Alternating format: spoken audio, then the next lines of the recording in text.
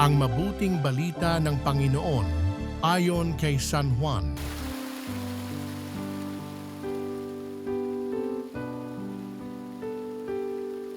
Noong panahong iyon, nakatayo sa tabi ng krus ni Jesus ang kanyang ina at ang kapatid na babae nitong si Maria na asawa ni Cleopas. Naroon din si Maria Magdalena.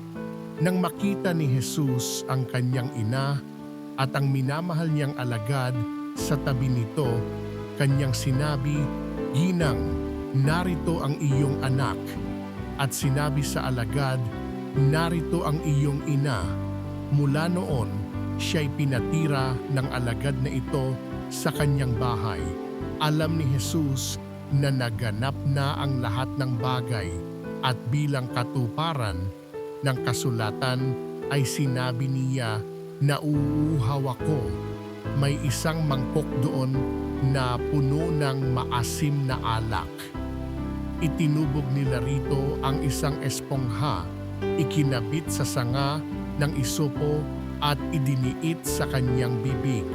Nang masipsip ni Jesus ang alak, ay kanyang sinabi, "Naganap na." Iniyukayok niya ang kanyang ulo at nalagot ang kanyang hininga.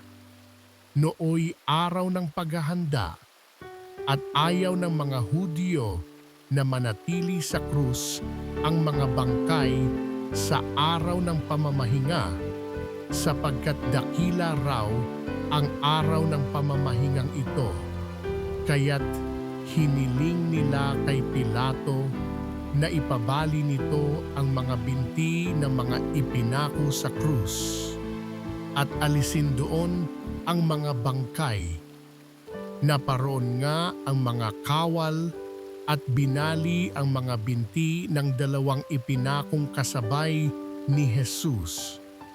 Ngunit pagdating nila kay Jesus at makitang patay na siya, hindi na nila binali ang kanyang binti. Subalit inulos ng sibat ng isa sa mga kawal ang tagiliran ni Jesus at biglang dumaloy ang dugo at tubig.